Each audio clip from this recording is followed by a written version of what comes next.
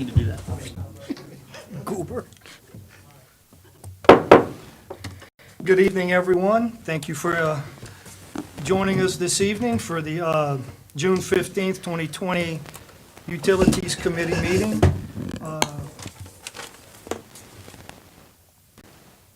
First order of business, call the roll. Tiffany, would you? I think we have 3 present. Yeah. So we do meet a quorum. Councilmen Robert and Turner are not present this evening. Invocation. Coach, would you please lead us? Yes. Bow our heads. Most Heavenly Father, at this hour we come with praise, come with honor. Lord, we come to say thank you, Lord, for the many blessings that you have bestowed upon each of us. Lord, as we bow here today, we ask that you guide us, take care of parish business. I pray, Lord, that you bless each and every person under the sound of my voice. And Lord God, as we leave this place tonight, we ask that you allow each of us to get home safe and sound. In your name we pray. Amen. Amen. Pledge allegiance to the flag of the United States of America and to the republic for which it stands, one nation under God, indivisible, with liberty and justice for all.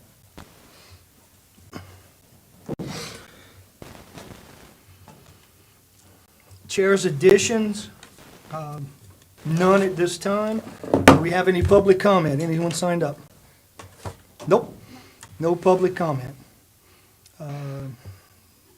I entertain a motion for approval of the minutes of the Utility Committee meeting 5/19/2020. And a second. We got a motion, we got a second, no discussion, no opposition. We accept the minutes. Director's report. Mr. Ken Dawson. I will be brief because there's another presentation that will be coming up a little later. But I do want to commend the staff of the Utility Department for the preparation during the storm. There are a lot of things that you didn't know were going on behind the scenes. For instance, all the generators were put in place just in case there was a loss of power. Contracts that was necessary to provide other generators into lift station. We lowered levels of lift station down to a point that if there was a loss of power, we had increased flow, that we'd be able to manage it. And the staff over at the water plant were engaged and focused on making sure that they continued to provide water in case that was a situation. So I just want to commend them for a great effort. Sometimes you just turn on the water, it works. You don't know what's going on behind the scenes to make it happen. So I want to commend them for a great job. Yes, sir. We also want to extend that congratulations to your team and your staff for their hard work. And as much as it's important for us knowing where the water's coming from, I think it's just as important these days to know where we're getting rid of it. Absolutely. So thank you so much for the work. Yeah, thank you, sir. The next thing I want to talk about briefly is that the staff is focused on the utilization of SCADA as much as possible. Talking with the CAO, John Diaz, he's definitely interested in the utilization of technology wherever it's feasible to improve productivity and improve management of systems. So we're looking into that very closely. We had a meeting with one company last week, and we're having another one, I think it's tomorrow, to discuss how we can do so. Utilization of SCADA in the proper manner will allow us to manage the systems kind of by looking at what's going on from a computer or even a control room. We're setting up kind of a little monitoring station in the conference room over at Utility so that we will understand what's going on in those systems. The goal is not to use personnel just to make rounds on systems. That eats up a lot of time, that use a lot of manpower. But we will have SCADA on the system, so if there's an issue, they can go and take care of that. So we feel that we can better manage our staff.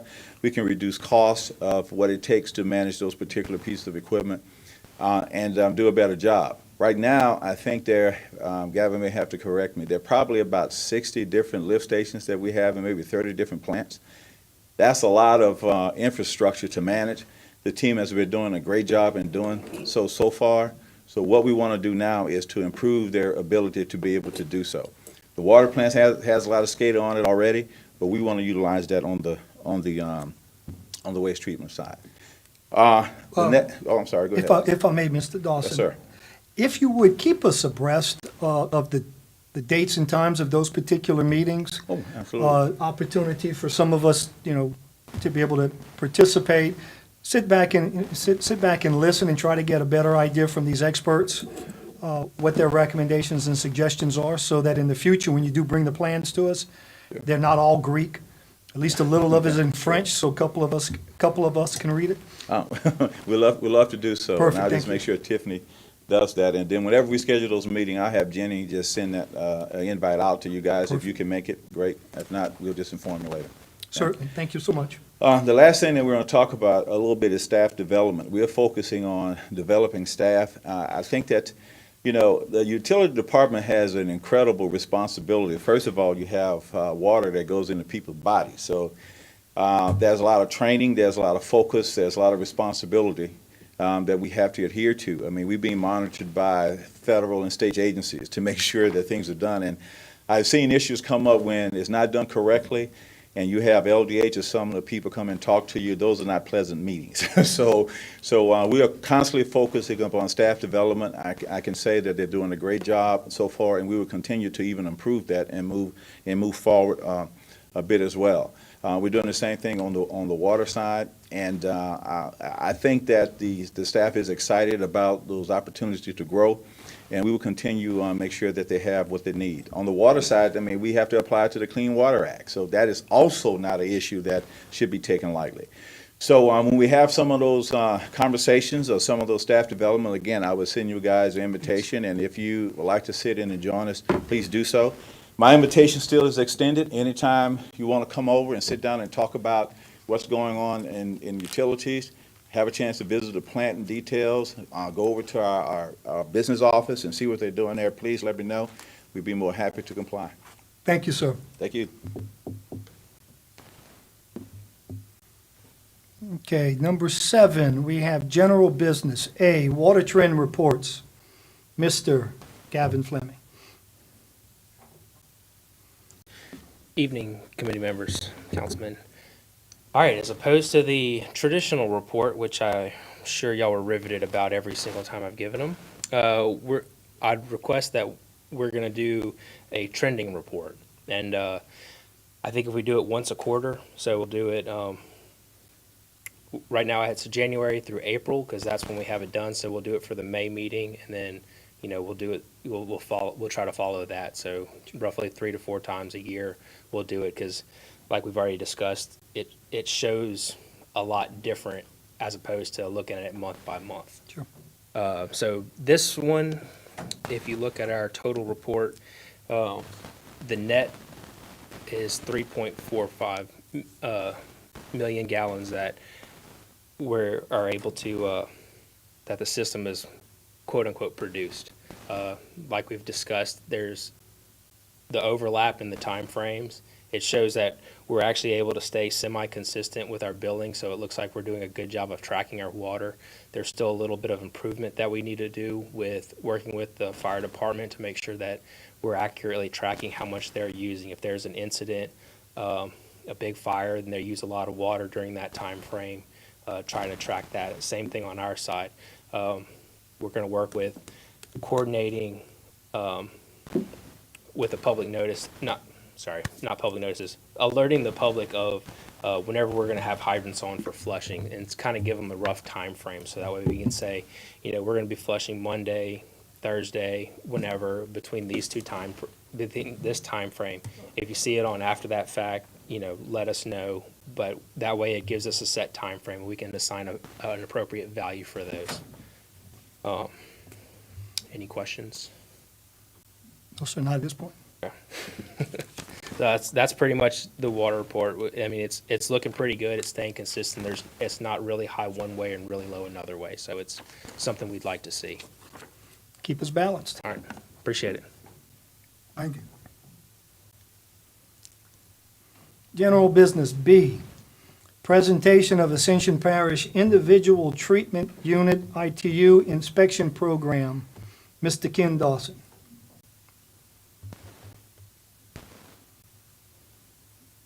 Thank you, Mr. Chairman and committee. I'm here to talk about the program that the parish is initiating and presenting tonight on the individual treatment units. One thing I want to say that the focus on this is very serious. as I said during my report, there is a Clean Water Act that the parish is to focus on and make sure that we're doing everything that we can to comply with that. But also there are some responsibilities we have even to the public. The goal is to provide a treatment cost that's fair, treatment systems that are fair, that are cost compliant, that people can actually afford. But the thing that we have to look at in great detail is the health of the waterways. Old saying is that you never miss what you had until you lose it. And water is something that we have to really consider the situations that's going on in Ascension Parish and what's necessary to provide waterways that are clean and healthy for kids to use and to play in and to have different sports activities. Several times we talked about this before, and the question was, when you were kids, how often did you play in the ditch? And, you know, I mean, a lot of times we did because there was never a concern about pollution, about sewer being in the ditch. Now, the question is, how many of you allow your grandchildren to play in the ditch now, or your children to play in the ditch now? There's a question about that. I still tend to think that that's part of the reason I lost my hair. That's why I turned gray, I think. So we have something that we need to focus on. So to improve the water system, we have a goal in the Ascension Parish to help accomplish this, and that is an on-site management program, okay, a program that would manage the on-site water treatment systems. And that's what we're going to talk about tonight, what we're introducing tonight, and hopefully we ask that you would pass this on to council for approval and for their consideration. Now, this is something that's interesting because we've seen this slide before. It talks about the number of residents that we have in the parish that have either individual treatment units or actually residents that are treated through some type of package plant through a subdivision.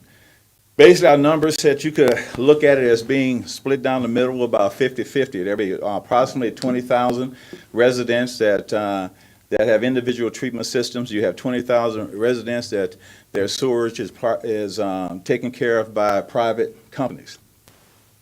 Now, another aspect of something that we've been working on for quite some time is the discharge into the Mississippi River. A lot of times we forget that we do have a discharge in the Mississippi River.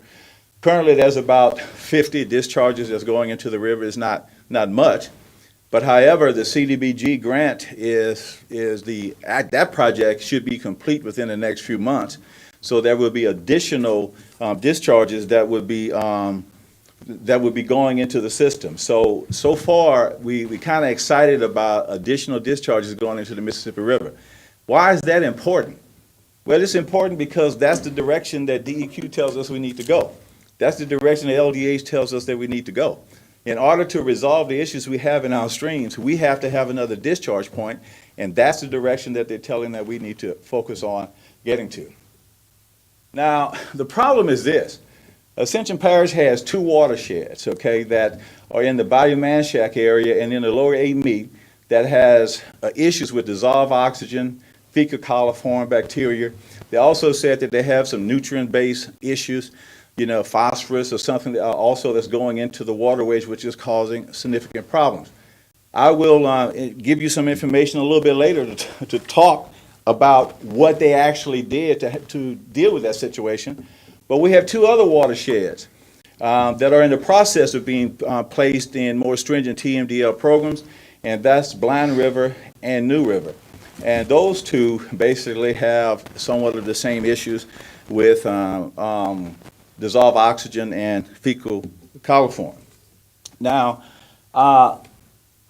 these designations prevent basically the intended use of those waterways for aquatic purposes, for recreation purposes. There are some places that they actually use waterways like that for drinking water, you know, so there are questions about how can some of these waterways affect wells, you know, so there are a lot of issues that's dealing with waterways that you have pollution going into that we're not dealing with. So the goal is, what can we do to take a good swipe of reducing, you know, the kind of contamination? So another issue with the problem is that, you know, those discharge levels of the BOD, that's the biochemical oxygen demand in these waterways, you know, they're high, okay? And the main source of these BODs is basically these individual treatment units. Well, we say that because we got a report from DEQ. In 2016, DEQ integrated report basically addressed the issue of the TMDLs and more stringent regulation placed on those discharges because of the situation with BOD. That's stated in their report, but even this part of the report is also very interesting. It says that because of the numerous individual treatment plants we have discharging directly and indirectly to Biomanshack, and the majority of those are located in Ascension Parish. So we have an issue that we have to focus on of how we reduce that. So by our calculations, about 50% of the parish ITUs are performing poorly or failing, okay? By that number, they are charging approximately 100,000 tons of assessed BOD into our streams per year. Now, how can we say that that is accurate? Because there's an EPA report that supports the 50% failure rate. Now, that report was done in 2002. I think that probably because of the number of population increase we've had since then, that I would argue that that number is probably a little high now. Yes, sir. Just a quick question. This report from 2002, is that regarding strictly to Ascension Parish, or is that just a nationwide? It is. In that, yes, sir. In that particular report, it looks at several parishes. And there's a table, and I'm going to send that to you. I'm going to send that report to all of you. In the table in there, it says Ascension Parish, and it looks at the failure rate. And in Ascension Parish, it says 50%. And I'll send that to you. Everything that we have here, including all the other reports, after the meeting, we're going to make sure all of you get that email, and however you want to send it, but the goal is to email all the detailed information to you. So our solution, again, is to establish this on-site water treatment management program. And one thing that we want to make sure that we do is have definite coordination with the EPA, LDEQ, and LDH. We've always had a great relationship of reaching out to those organizations. My goal has always been to tell them what we're thinking about doing before we're doing it, to see if they can give us any information that help us do what we want to do. And the relationship has been very good over the years. And I appreciate their help and their input in what we're trying to do. So Ascension Parish is participating in another program with LDEQ, and I think you guys have that in the packet. It's called the New Vision Program. It's called the New Vision Program. Now, why is the New Vision Program important? I was speaking with a member of DEQ this morning, and we were talking about the New Vision Program and what the focus is. The New Vision Program is designed to put the parish in a place where if you implement certain things, you may not have to institute very stringent TMDLs. It will allow continual growth. It will allow people to utilize the waterway. So it's what can we do now to prevent Blind River and New River from getting into a situation where we'll have increase or reduction in pollutants through a very strenuous TMDL program. Now, this is the Clean Water Act, Section 303D, and it talks about the New Vision Program. It talks about what it's about. Now, for Blind River and New Watersheds, they are in that particular report. And again, you're going to get it, but you have that copy. You can see on one of those sheets that you have a few segments of Blind River and New River that are added to a report to say that these are the things that they are looking at. But one thing that makes me excited about it is the process that they're using in developing these particular actions and what we can do to assist in improving our situations so that we're not issuing more stringent TMDLs. Again, we're going to work very closely with EPA, LDEQ, and LDH. But the process you see in front of you talks about adopt water quality standards, which is the function of the EPA and DEQ functions. They're going to monitor water, which is some of the things they do, some of the things that we're going to do as well. They're going to assess waters to determine, what pollutants are there and where they are. Then they're going to list the impaired and threatened waterways, which we have that. But then they're going to start to develop TMDLs. And the interesting thing about the development of those TMDL is this, this formula. TMDL is equal to WLA, which is the waste load allocation, or the sum of the point source loads, plus LA, which is the load allocation, was the sum of the non-point source load, and the MOS, which is the margin of safety that they determine. Now, the point source loading comes from those particular plants that are permitted. Those are the package plants that are permitted by DEQ for the discharges, permitted by LDH as well. But the LA are the load allocation of the non-point source load. Now, if I look at that formula, I would say that if I could do something to reduce the LA to a very low point, to get it as low as possible, I would definitely affect that TMDL, or whether or not DEQ will issue a more stringent TMDL for Ascension Parish in those particular watersheds. If you notice down on those two blue boxes, one that is to the right, it says that management of those non-point sources will be through grants, it will be through partnerships, it will be through voluntary efforts.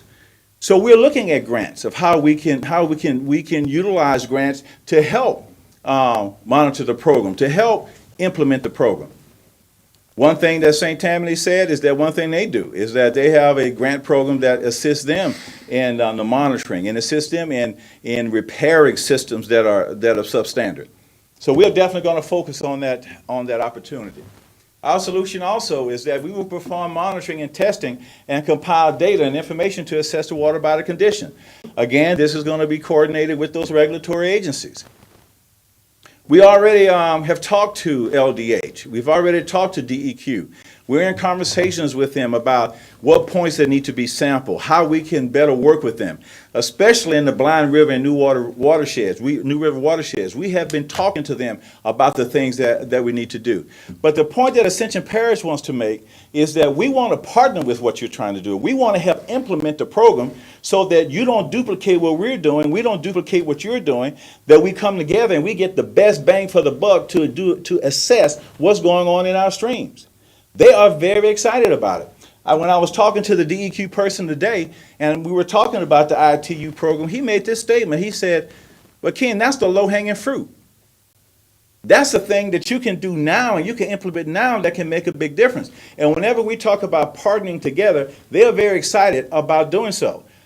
Fortunately, Ascension Parish is in a position that we can do something like that. There are other parishes who possibly can't. But if we can do it, we can set a standard as an example of what can be done. And that's what we want to do. We don't want to wait. We want to set the standard. We want to show what can be done to further reduce any pollutants going into those watersheds. Now, this is the AP Code of Ordinances. But the reason why I'm focused on that because there is a proposed ACUD resolution. I think all you have that information, but that's the Code of Ordinances that talks about the establishment of ACUD number 2. But in the documents that we're going to present for introduction, and even hopefully for you to move on to the council for consideration, in your package you have a resolution abstract, you have a cash flow spreadsheet, and you also have the proposed ACUD ordinance. Now, in the abstract, you're going to see that there's a background, there's problem definition, there are goals and solution, there's public education and outreach, there's compliance monitoring and enforcement, and there how the programs are going to be reviewed and how we're going to move with corrective actions after the programs are reviewed. Because as you're going to see in the presentation, all of that has to come back to this committee to help develop this and to approve this. So what we're asking is that we're asking for your input so that we can develop this together so that we can be successful in implementation. The other thing that you're going to see in your packet is the cash flow spreadsheet. This is a spreadsheet that basically talks about the estimated number of units. It puts the user rate in there. It then indicates how it spreads out for 30 years. In your packet, you have it out for 30 years. So you can review that. You can look at that. You can peruse it. Any questions that you have, we'll be glad to assist in answering. Also in that packet, it also gives an indication the chart to the right talks about how we came up with the cost. So we start looking at the cost of BOD testing. We start looking at the cost of taking the sample. So all of those were placed in the spreadsheet to kind of get an idea of where the cost would go. But Parish President Quinmall definitely said, and he also said today, that these costs items will be reviewed by a financial entity so that we're certain about where we're going, and that we give you the information that you need to ensure that everything's being considered and that we haven't missed anything. Another thing that's important is that Ascension Parish is instituting a program that does an initial inspection and sampling, of all the units in the parish within the 3-year period. Now, the interesting thing, that picture is from people in Calcasieu Parish that are doing it. So you see now they're looking at that's an aerator. So they're actually at the house looking at an aerator. Then we're going to inspect the units, come back and do an additional inspect at a minimum of every 2 years. Okay? Now, the important thing, what we're trying to do when we develop this program, is not just merely taking cursory information. We want to look at the types of aerators. We want to look at the model number on the MODAD or the individual treatment units. We want to see if there could be a sludge depth that could be determined. We also are going to use GIS locates to make sure that we know exactly where those discharge points are. We know exactly where that's going to help us with establishing the count. That's also going to help us with knowing exactly what's out there. Because the goal is to provide the information to our public. If we through our research and through our analysis determine that these kind of units work better than this unit, then we're going to inform the public about that. One thing that's interesting, we know that ITUs may be located in areas that right now it may not be feasible to run big lines. But think about what we can do if we get the ITUs working above a 50% failure rate. We make a huge difference in discharges, and again, that's what DEQ said was basically the kind of low-hanging fruit. Another thing that's important, like I said before, we're going to be working with the regulatory agencies to actually determine what points we need to sample so that we can monitor the program. This is a performance-based program. So what we want to do is to take baseline initial samples to determine where we are. Then we start implementing the program, take additional samples to determine how effective we are. All that information is going to be provided back to the utility committee for your consideration, for your suggestions, because we want to make sure that our efforts are giving us some results. Also, we want to be able to communicate those efforts back to the regulatory agency to possibly get some relief. So that's going to be a major focus of what we're trying to do. The inspection program also has a cost factor, of course. The proposal is for an $11 fee per month that would increase by 25 cents per month for 4 years. After the 4 years, it would increase for $10. It would increase to 10 cents a month, not 25. I hope I didn't say $25, but 25 cents. Okay, all right. Okay, I know Aaron would have said something. I said, okay. So after the 4 years, it would be 10 cents per month for the next 10 years. Then after the 10 years, it would be based upon a cost of living index. Any excess funds, and grants would be reserved to offer connection fees for residents that are in the program. So we're going to be building a reserve to help those who can't connect or can't afford to connect. We're going to have an opportunity to allow them to do so. Because again, the goal is to improve those discharges in those streams. So after about 120 days, that's going to be an outline procedure that we're going to present back to the utility committee first for adoption. So there is now I'm going to tell you, it's not for us just to come and just give you a procedure then. It will not be the first time that you hear about this procedure is when the day that we bring it in for adoption. Because again, what we're asking for your input, we're asking for your knowledge, we're asking for all your concerns to be presented to us so we can make sure that when we have this document, it's one that has been developed by all of us working together. Now, in that is going to include outreach and education of the public. Now, I can tell you one of the big focuses with DEQ is outreach and education to the public. Because think about it, and I think it was mentioned in one other meeting. I think one of you may have mentioned that if we educate the public about what they need to do, they possibly can get their systems fixed before somebody comes out there and says that, well, you need to take this action quickly. So if we educate them, and I'm sure that if you start telling people the issues of fecal coliform, the issues of VOD in their ditches, and in their streams, they're going to want to do some things to help clean it up. If not for just them, but for the future, that grandchildren and great-grandchildren. So also, as I said before, we're going to be identifying the performance and initial sample points. And again, we will be doing that along with the DEQ. Public outreach is important. So before the inspection program begins, we are going to have those public outreaches, and we're going to have the education programs. The DEQ already has some videos, some educational videos that we're going to be working with to get them on Channel 21 and get them out to the public. We're also going to be developing our own. Okay, there are a lot of things that we can do ourselves. We have a very talented video department. So the goal is to get that information out. The goal is to have these meetings in the public. The goal is to allow the public to understand what we're trying to do and why we're headed in this direction. So during that first 120 days of the program, the administration will compile the manual, as I said, and the manual would include the details on the administration of the program, okay? The manual, again, as I said, would have to be adopted by the Utilities Committee of the parish. So it's going to come back to you for adoption. The entire program will be reviewed annually by Ascension Parish Governing Authority, so the whole council will have a chance to look at and to review the whole program. The annual review and performance of the program will have the following elements that will be presented. Again, we're looking at a performance-based program. We're looking at how the program performs and how can we improve performance if it's not meeting the criteria that we initially designed. Now, in your package, you have frequently asked questions. I mean, there are many, okay? And I think they will definitely answer a bunch of things that you may be concerned about or you may have some questions about. The goal is to improve that list. And again, the goal is to present it to the parish as well. So in conclusion, I think all of you realize that this element is very important. What we're trying to do here is very important.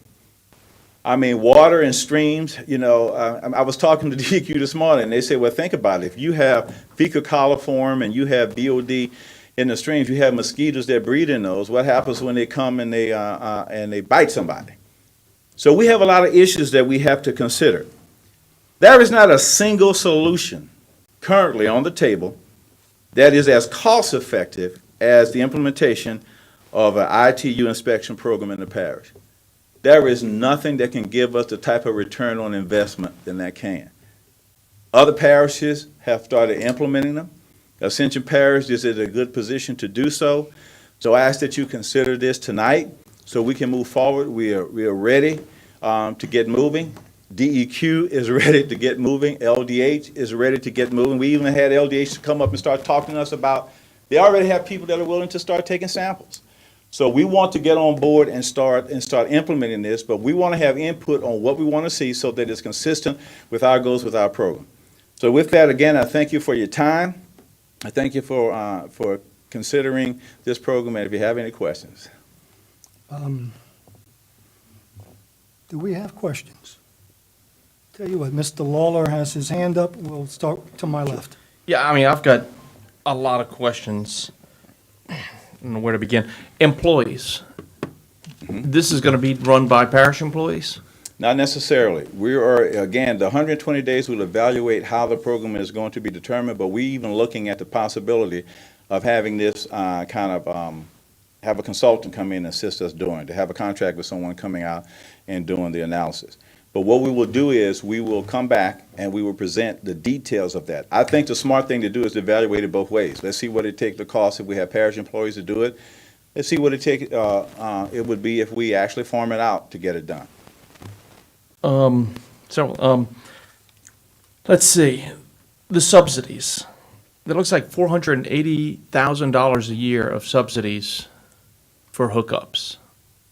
That's a lot of money to be subsidizing when right now we're already subsidizing sewer by close to $90 per taxpayer. I think we need to move away from the subsidy business. Certainly in low-income situations, we need to help people, but that seems like an awful lot of money, almost like a money grab here, that we're, based on the chart that y'all include in here, we're looking at $18 per month at the end of this, which is a tremendous amount of money. And I think the public would have some grave concerns about paying $18 a month to have their sewer looked at possibly once every 3 years. And correct me if I'm wrong, but even if it's not year to get your inspection done, you're paying whatever, $11 to $18 a month. Is that correct? Yes. Let me just say, I understand that, and that's why it's presented for you to have input into what you want to put in that program. I mean, that's up to a decision that was made by this committee, and it will be made by the council, so we want you to consider that. But I also want to consider that you have people that are paying $42, $50, whatever a month in a subdivision, okay, that's connected to a package plan. Now, they're discharging also into those streams, but because they're monitored by DEQ, hopefully their discharges are a little more close to what designed to be discharged and not causing a problem. The EPA, everyone has said that the issue is with the ITUs. So, I look at it from this point. How much is it work to get good water? How much is it work to ensure that our kids will play in streams that are not polluted by discharges going into the pictures that were up there were not from other parishes. They were from Ascension Parish. And we can see the green slime going into ditches in ditches in Ascension Parish. So the question is, what is it worth to take care of the issue? It is an issue. It is an issue that's been identified by the federal government. It's been identified by EPA. It's been identified by DEQ. It's been identified by LDH. So the question is, what do we want to do to solve it? And we can talk about the cost, and we want to work with you to determine what that cost should be. But I think we do want to move forward with taking some type of action. And I guess that raises one of my questions is, why is this resolution necessary? And if y'all can move forward with looking at all this, why do we need a resolution? And I see there's some prohibitions in it. There are other references to ordinances. It seems like it's kind of overreaching to have a resolution at this time, when I believe that y'all can look into this without a resolution. We also have another proposal on the table which costs less than this. So I think, we may be premature in the resolution. I also, like section 7.1.7, it says the program shall have initial sampling during the first 2 years of at least 1% of all systems. Is that a typo, or are we just trying to do 1% in the first 2 years? Go back and look at that. It may be, I'll get back with you, because I don't have it in front of me. And I understand that. Right, okay. That's why I say it may be premature to move this forward at this time. It also, I have some concerns about the director or the commissioner being able to set a lot of time to allow somebody to fix their unit. There's no cap on that. And that could reek of favoritism if the director has somebody says, well, I know you can't fix it now, but I'll give you 2 years. Somebody else may get 6 months. Somebody else may get 3 months. I think we need a cap on that. There's also in Section 6, the prohibitions, it talks about no person shall construct, operate, or maintain a system that does not comply with the applicable requirements specified in the ordinance. I don't even know what ordinance we're talking about. Well, there will be an ordinance that's going to be developed here that would talk about, hopefully give them some good recommendations on the type of individual treatment systems that will give them the best performance. I mean, again, this is something that we'll be bringing back to the Utility Committee for your input. And Councilman, I appreciate the input, because the goal is determining how we can do it, not that we can't. How can we? So the goal is we want to figure out how can we do this, because I think there's nobody sitting on this committee that wouldn't say that this is important, it's something that we get done for the people of Ascension Parish. So what we're asking is that let's work together to determine what those things are. And if it's too much on this side, I mean, we can discuss it. If we want to have some limits on how long someone takes to repair their system, we can discuss that. I mean, those are your constituents in your area. We want to hear what you have to say about it. And that's my thing. That's another part of it is I hate to pass a resolution without public meetings, public hearings, letting people know what's going on, because this resolution is pretty broad and it seems to apply to more than just, hey, let's explore this. So, I would have much preferred to have seen some public meetings on this before, because, I think when people hear $18 a month, they're going to freak out.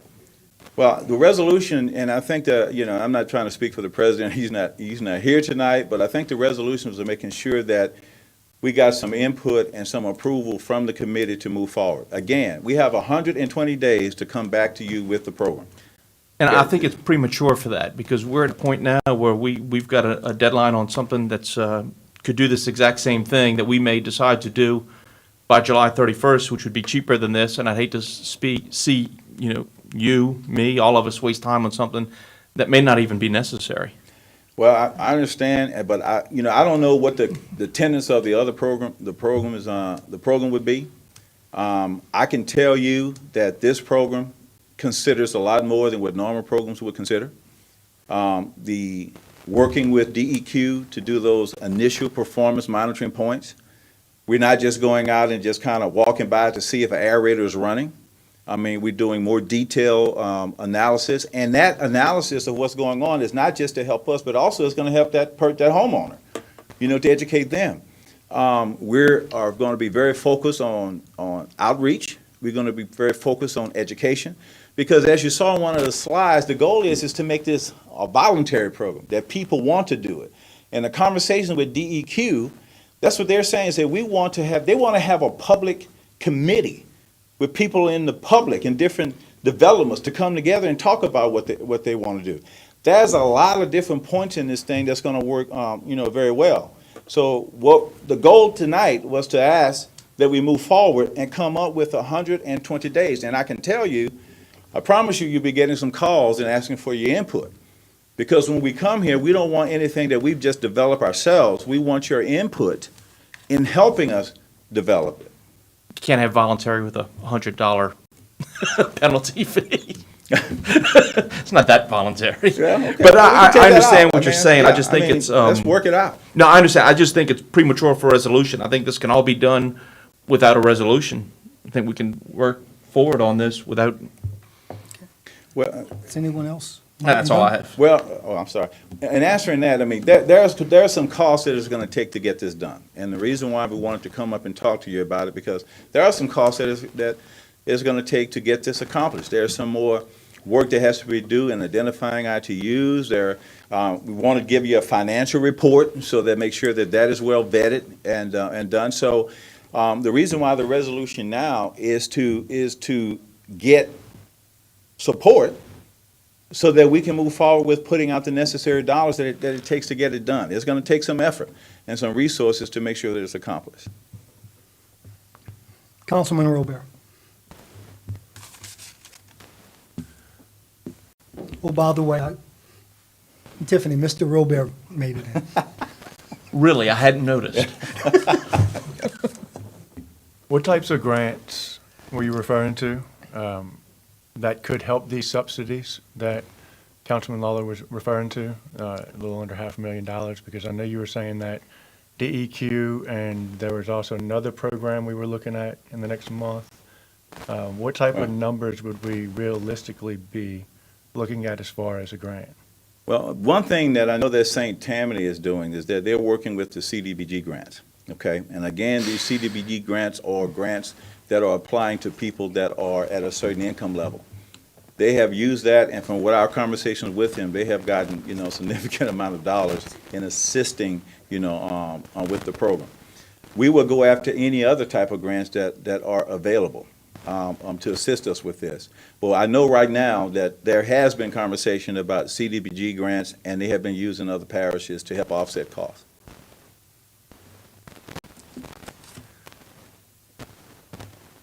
What is the, and this is actually a question, if it's okay with you, to Councilman Lawler. What program, or what bid are we waiting on for July 31st? You're saying we're waiting on another offer? Or I another- believe we've got a proposal that has a deadline of July 31st. Proposal from a private company interested in doing the sewer, that the ITU To do the ITUs. inspections is place. Okay.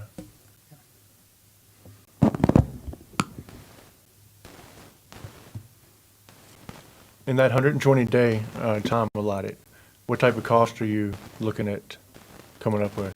We're looking at about 200, 1,000, what it takes to get all the engineering, to get the financial things done, to move the thing forward as quickly as we need to. That's what we're kind of estimating.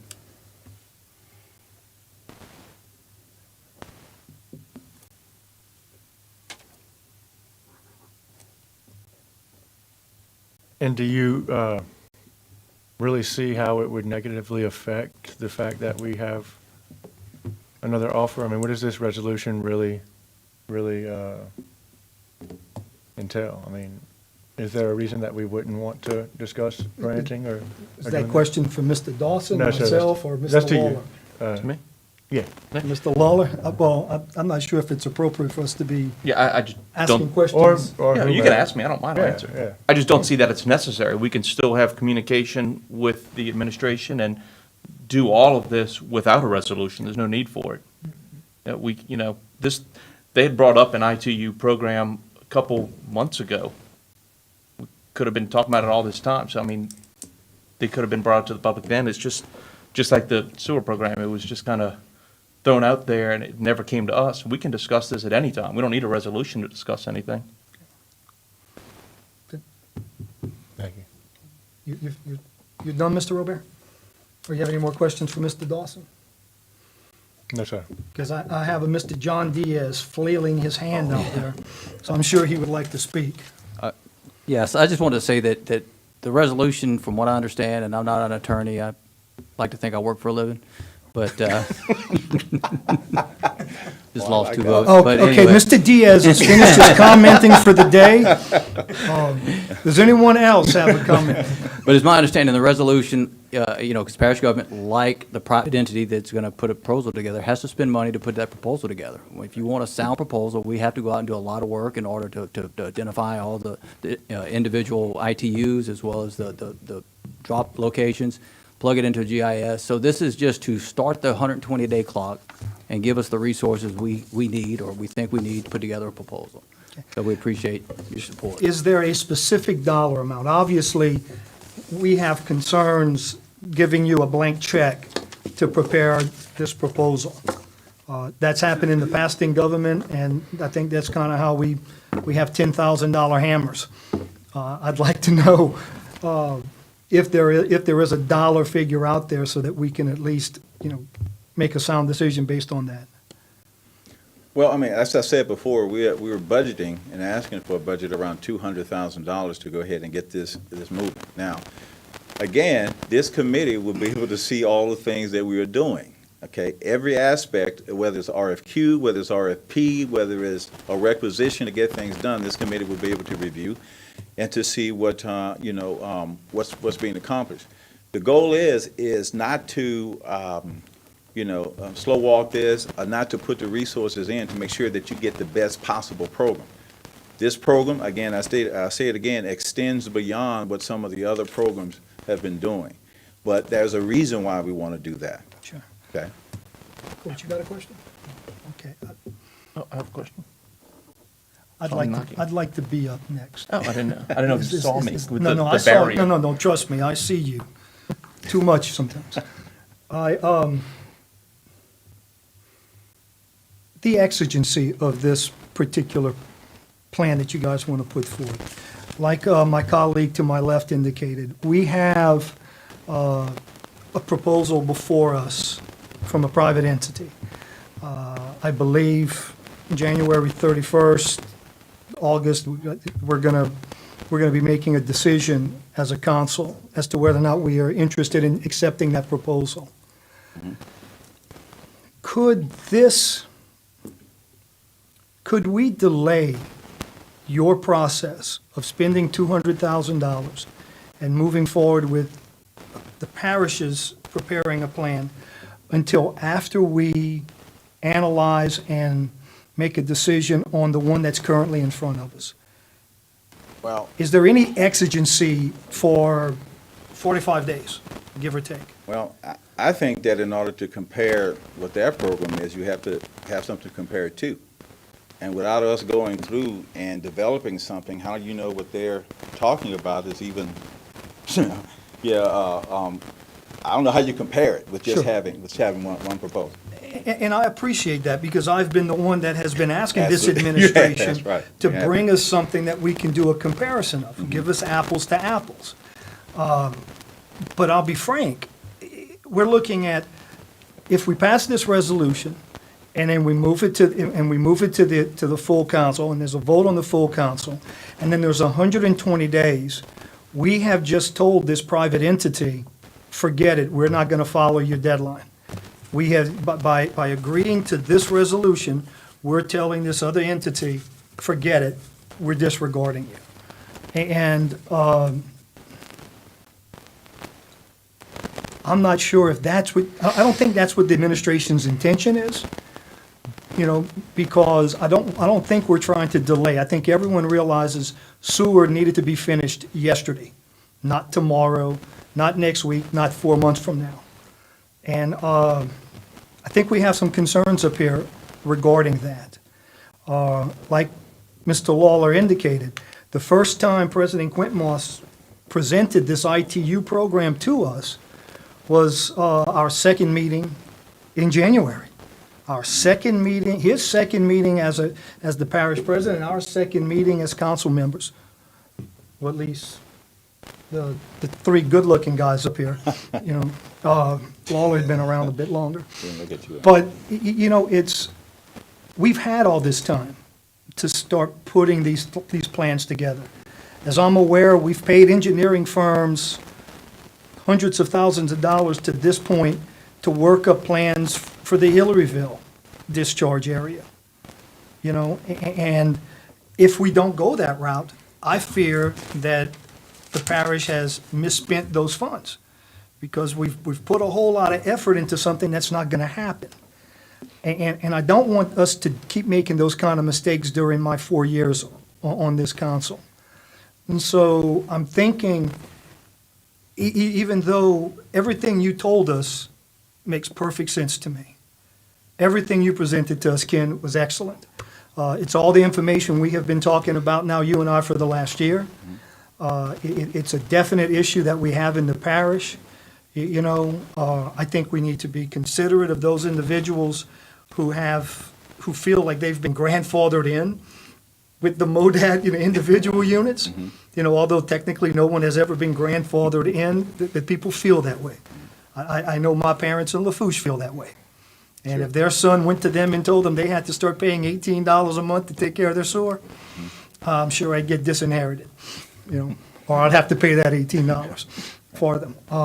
I'm just thinking that maybe what I would like to see you guys do for us is come in with a few more details on, you know, the CDBC? CDBG. Yeah. The grant information, so we know where that's coming from, so that we're assured that that's there.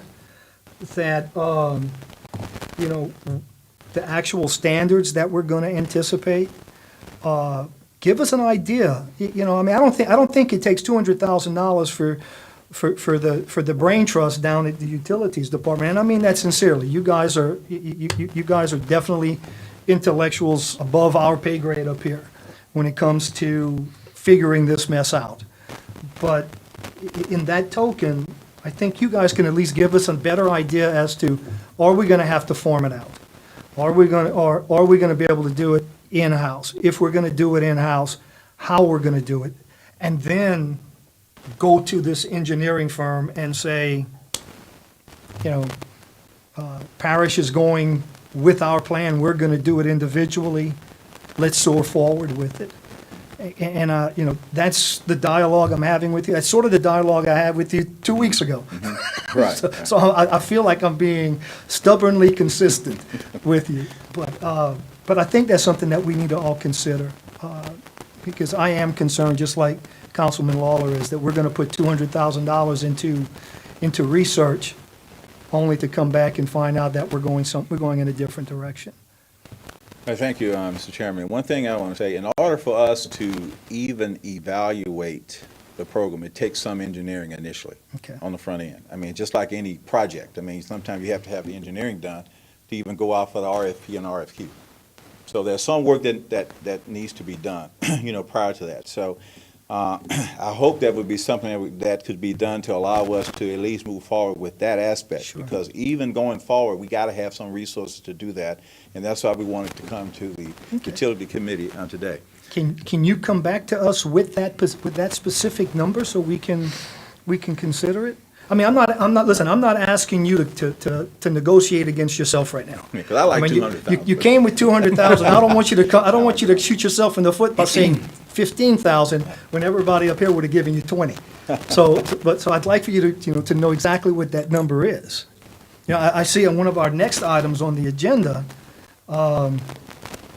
is $14,150 to pay Hartman for a task order for the individual treatment unit inspection program. I was of the impression that that was the preliminary engineering that you needed to come here and do this. Well, I have several other aspects of it that we need to do, but, appreciate it. Let me, if I could, Mr. Chairman, I want to address a little bit about Hillaryville and that project, Sure. because I know there seems to be some confusion of how it ties to the big plan and all of that. Hillaryville was a project that's been going on for a long time. CDBG portion of that was done because during one of the storms, people's sewer backed up into a lot of people's houses that did not have the money to get it pumped out and have the resources to do things. So a $5.2 million CDBG grant was granted. And so right now, that project is being finished. I mean, that was one of the first projects I worked on when I got here, was to push it through engineering and get it to a point that we got bid and we worked on it. And several occasions, it was jockeying the amount of money that it cost. But finally, we have it done.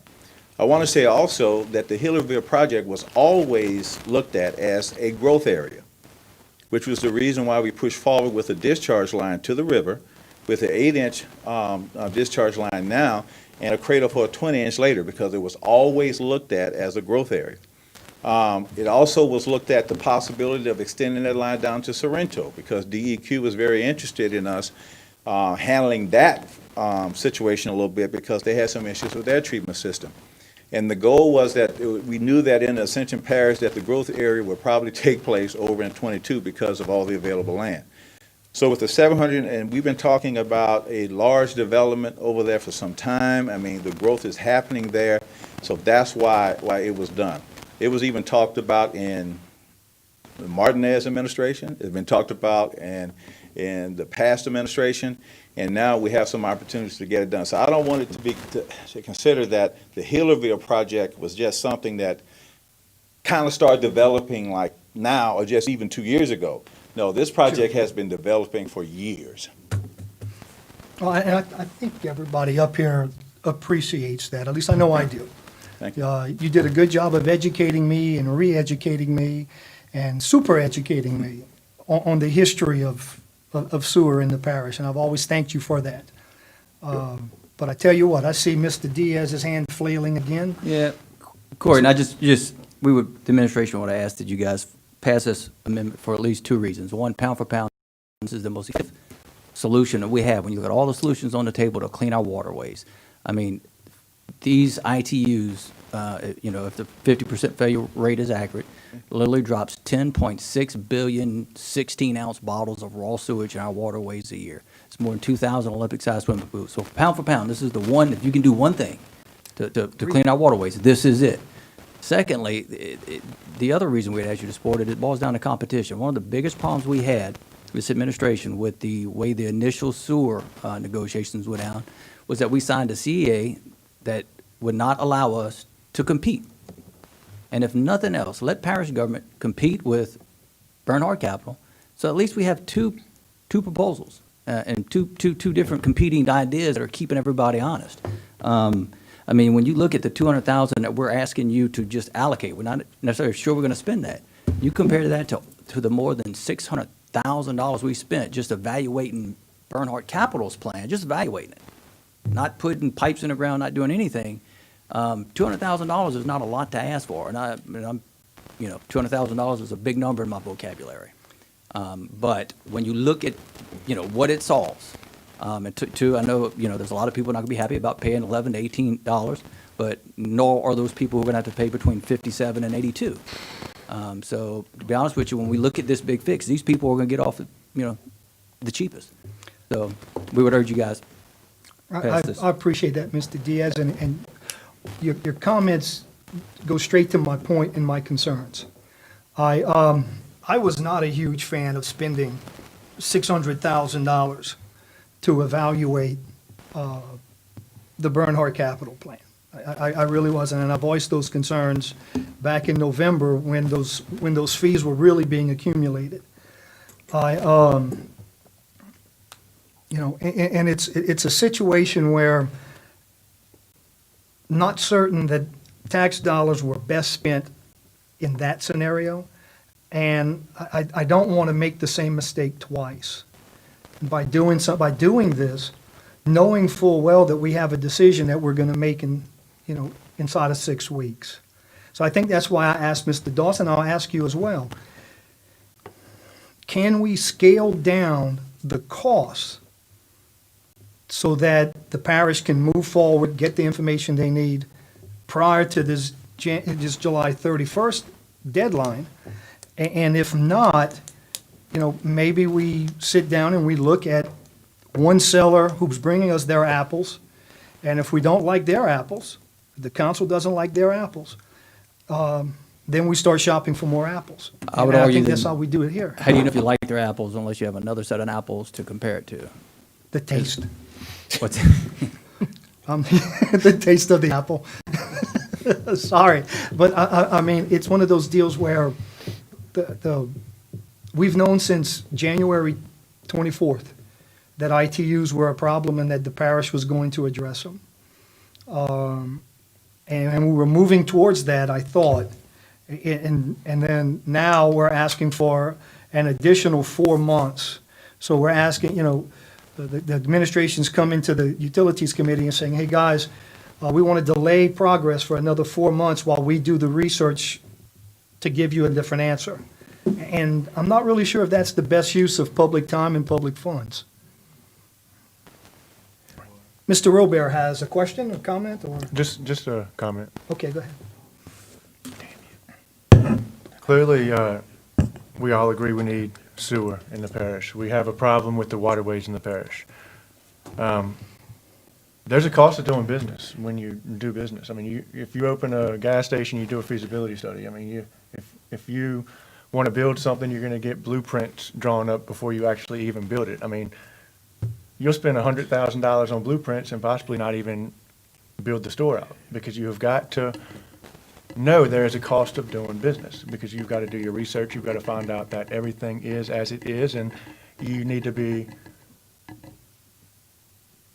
intelligent on the aspects of which you're getting quoted on, especially something like that we haven't had other bids on or had other people discussing. And I mean, $200,000 for engineering for something that we could possibly look at how many tons or how many gallons of solid waste are we taking out of our waterways with this? It's 1,000 tons. And I mean, let's say that we accept another deal with this other company. Let's say they give us a deal. And that deal, without us ever knowing, we just sat there and lost $500,000 a year. I mean, $300,000 a year. You don't know. When you're looking at a long-term thing or any type of project, $200,000 up front is nothing. I strongly, urge y'all to think about this and really look at moving forward to do the best for this parish and to get all of the information that's necessary. I mean, we've Corey. come this far to do it. One more comment if I can. You're overcooking my grits, Mr. Diaz, but go ahead. I just had a little bird tell me in my ear that part of this $200,000 is to do our baseline sampling, which is something we don't lose. So if you like the other apples, they get this data. So this is not something we lose. Is that little birdie Bill Dawson? No. That was the ugly birdie. I saw Mr. Dawson, Mr. Bill Dawson whispering sweet nothings in your ear. Yeah. I was The- hoping it was something about this and not anything else. But the bottom line is, with this $200,000, we lose nothing. We do a Yep. baseline sample, we identify customers. This is all data that can be Okay. transferred to whichever firm you go with. And that's it. I'm done. And that part is viable. And the last question I had for Mr. Ken Dawson, we're talking about 20,000 residences. Has any time in the history of this parish, has anyone tried to map those out or identify those? That's part of the effort that we're Okay. doing, okay? 'Cause- DEQ, LDH says that there's 16,000. We talked to DEQ says more like 19 to 20,000. Okay. So those databases have to be part of what we're trying to do is to make sure we identify that. And that would data, as John said, that would be data that would be useful no matter what firm you go with. And especially if we're doing a GIS component to it, which we are. I mean, that information is Certainly. going to be very valuable. Here's, and again, this is a lawyer asking a question, not an engineer. So forgive me if if I step on a toe. Do we know how many people are getting water in the parish? How many residences receive water in the parish? I mean, we can go to the various water companies and we can figure out how many customers each of them have, right? Yes, I mean, we can go, yeah, absolutely. And then we know how many of them are currently using these private entities to discharge. So wouldn't we be able to extract the residences from subtracting B from A to get us, I mean, at least get us close? That's an interesting, I You can also tell have you your well that water. there are some, how can I say, challenges with getting some of that information that we're trying to work out, but it's Okay. very difficult without submitting a substantial cost to get some of that information. So, Okay. so we need to And talk. I've been wanting to that could be ask part you- of the money. I've been wanting to ask you that question Right, for a yeah. while now. Oh, yeah, You know, and we can sit down and talk about, I can tell you some of the issues we have to try. You know, we've had these conversations, you and I, several times, not say several, Absolutely. many times. And, you know, we keep trying to pick at, you know, how we can get to the end result cheapest and quickest. And, you know, we've worked pretty good with trying to get to those numbers. I just, you know, I just feel that a lot of this can be done with common sense. But I think with that, I know the administration would like to have a motion to move this resolution forward. Yes. So at this point, I'll ask if anybody wants to make a motion. I was wondering if I could comment on something before that. Oh, by all means, please do. Okay. The only factor that you're not considering in the water companies is a lot of the rural parts of the parish, especially a lot of mine and a lot of Chase's, have well water. So they wouldn't be necessarily on those. Now, Sure. as we're moving forward, obviously, we're away from that, or moving away from that. Yeah. But I will make a motion for this You make a resolution. motion? Yes, sir. To move it forward. Okay, I have a motion on the floor by Councilman Robert to move this resolution forward to the full council. Do I have a second? Due to no second, the motion fails for lack of a second. Item C, Mr. Dawson, Ken Dawson. Yes. Approval of Hartman Task Order HEI-20-002 for individual treatment unit inspection program for $14,150. Yes, Mr. Chairman, I mean, I think you have the task order in front of you. That task order basically addresses the kind of scope that we're asking Hartman Engineering to assist in doing with the ITUs of gathering information, location of those particular units. This is an important piece of moving forward with determining just the question you just asked about locations of those things. So we're asking that the committee approve that task order. Questions? Mr. Lawler? Yeah, I mean, I think this is a 14,000 well spent. I don't know where the 200,000 came from, but if we have questions about where the ITUs are located, this should have been the ask, not the resolution, not the broad-based thing. This makes a lot more sense to me because it seems that we do have some questions about the ITUs. Being that's the case, I think this is money well spent. So I'll make a motion for it. Well, a few more questions. Okay, I had some before, but you just moved on. You make a motion? Okay, make a motion. Do I have a second? To approve the 14,000, shoots. Trying to become technically savvy, and I $14,150. think I just eliminated everything. Yeah. Do I have a Take it. second on the memo? Here we You go. want Got it. On approval of task order HEI 20-002 for ITU inspections.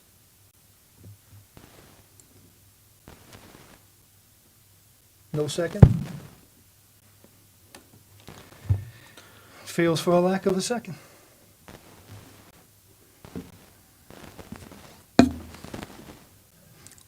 I do want Mr. Dawson to know that I appreciate your 45 minutes up here, explaining everything so eloquently to us.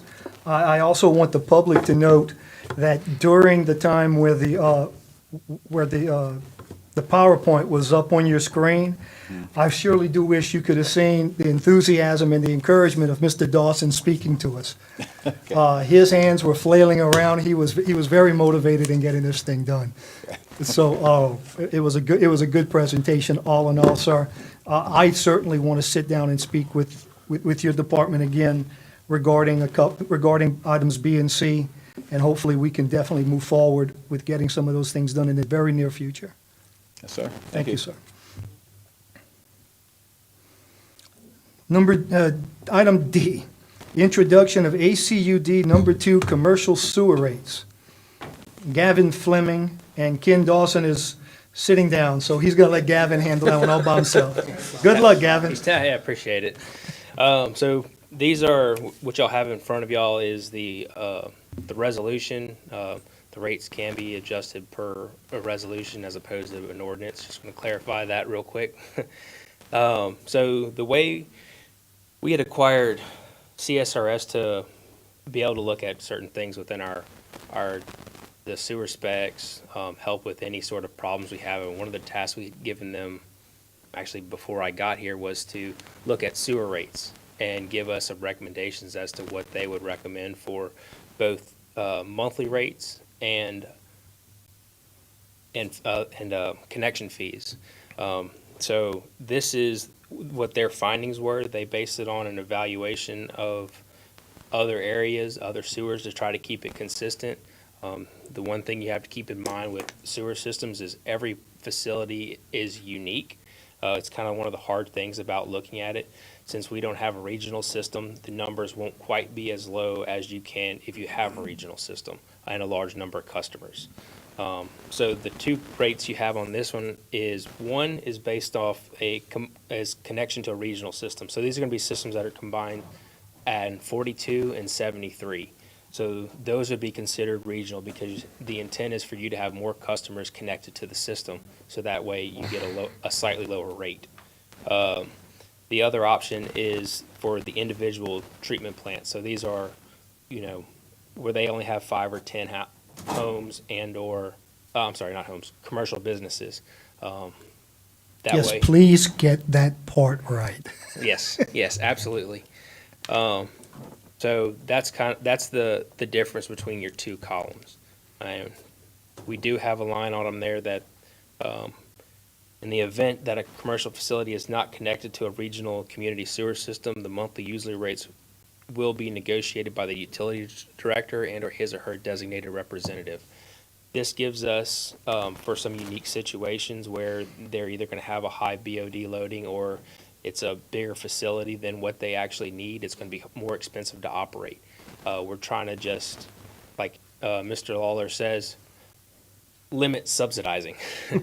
And it also gives us the ability to, if there is somebody that wants us to take over their system and it's just a one user, it allows us to evaluate their system based on what we expect and what our standard business practices are with determining that rate. So with y'all's consideration, I'd appreciate it if y'all. Let me ask a couple of questions. Let me back off there. It's good courtesy for me to go to the fellow members of the Yes, sir. committee first. Started to my left. Mr. Robert, do you have any questions for Mr. Fleming? Not at this time, no, sir. Okay, Coach?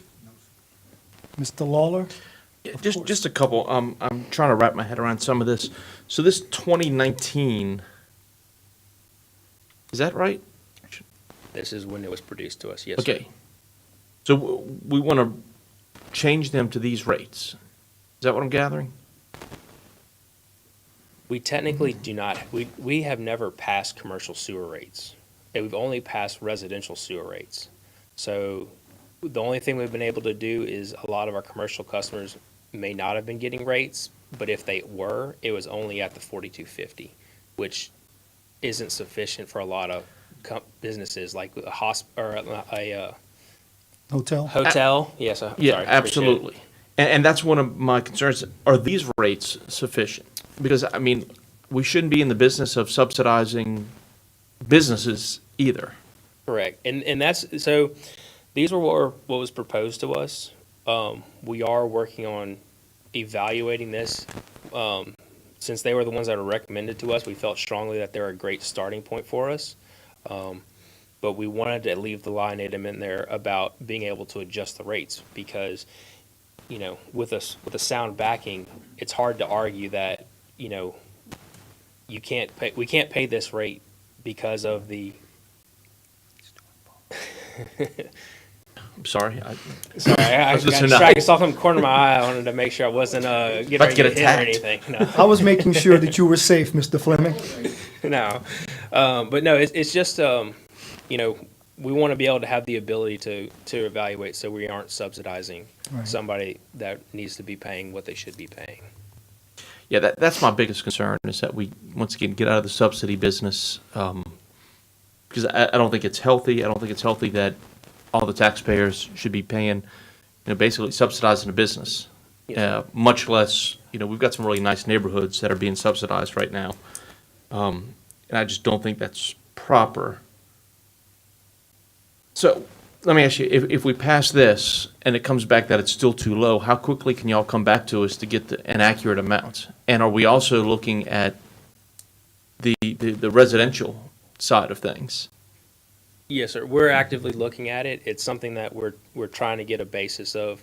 You know, first, we've been looking at making sure we're finalizing all the customers. So that's going to be priority number one, making sure we have an accurate representation of that, which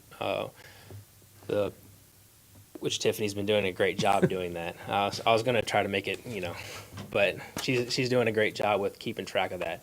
We're seeing a better ability to track. And once we get the numbers in there and we start seeing a regular increase or a plateauing of it, then we'll be able to tell how we're looking on our actual rates. Okay, I mean, you know, it's funny, this has been going on for a long time, apparently, for years, maybe decades. Yeah. You know, we talked about a compliance officer at last meeting. This is where having a compliance officer would help everybody. Because we're losing, I mean, there's no doubt the parish is losing money on this. And it's not y'all's fault. Y'all are trying to fix that, but I'm making a point that we're losing money on this every year because we're not in compliance with our own regulations and what we should be doing. It's a shame. So, yeah, I mean, I've got no problems with it. I have no further questions. Okay.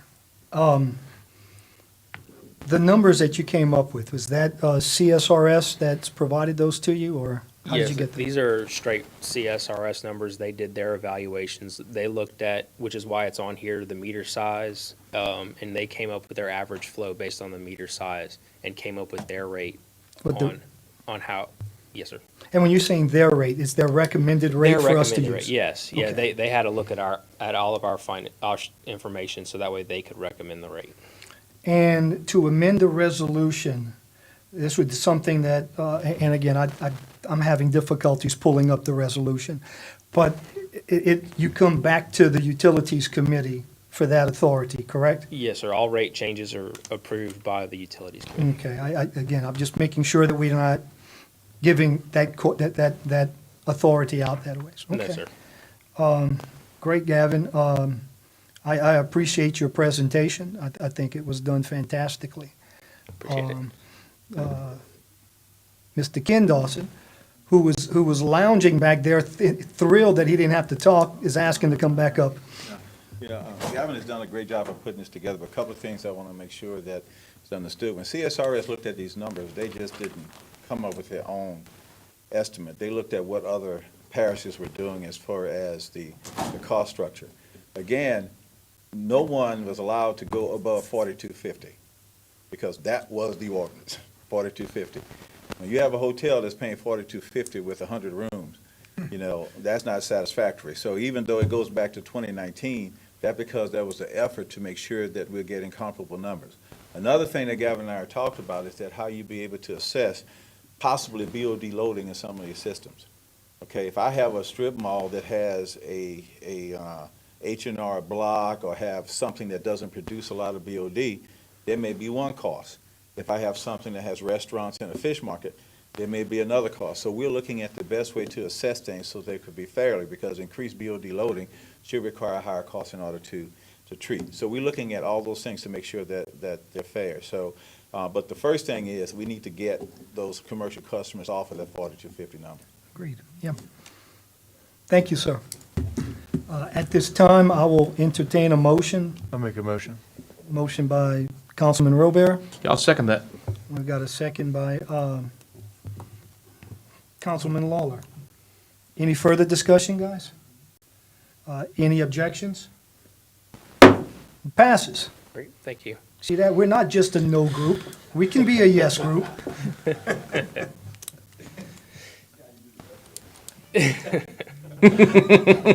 Don't push your luck, bud. Gavin, Mr. Dawson just ruined it for you. Well, you know, what's one and two?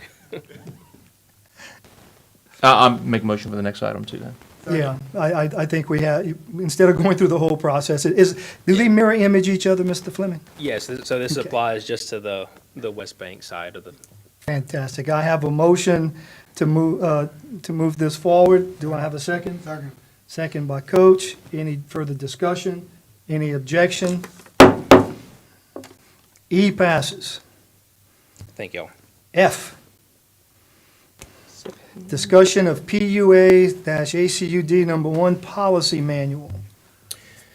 So Before- this, Mr. Fleming, and this may be a little unorthodox, but then again, that's who I am.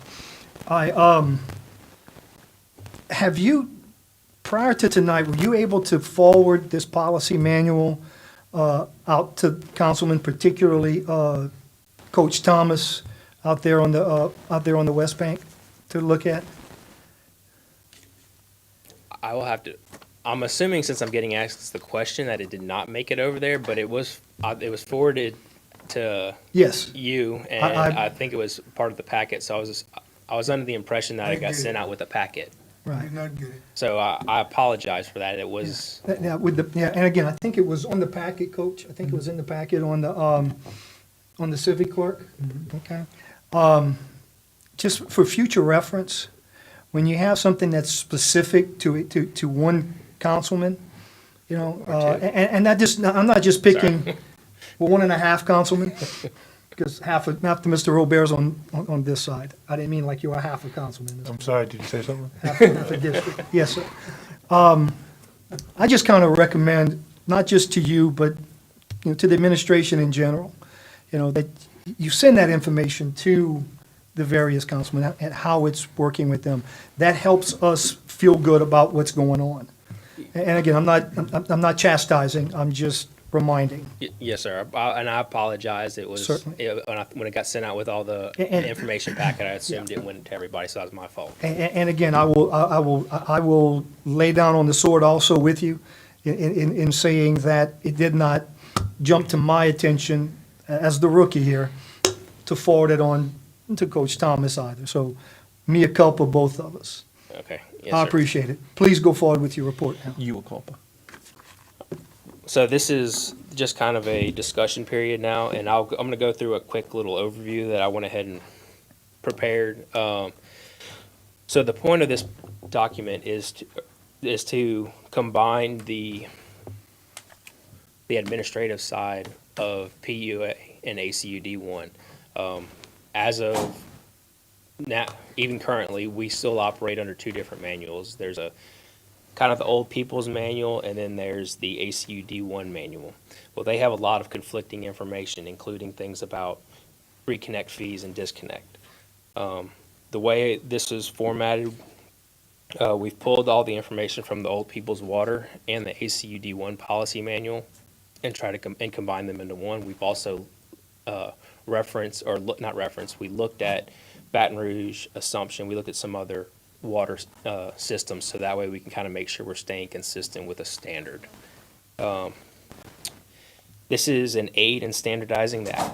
So one of the options we have in here is we include information about the application process. So we went ahead and specified so we can solidify the information that we want to have our customers provide us, so that way we can make sure we have good phone numbers, good emails, contact information, verifying that they are the proper owners of the facility, so that way there's no, or have a right to be in that facility, so we're not turning on water for facilities that don't have that right.